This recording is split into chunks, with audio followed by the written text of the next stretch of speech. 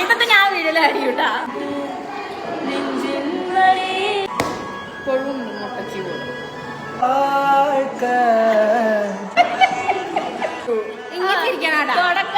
One eternity later.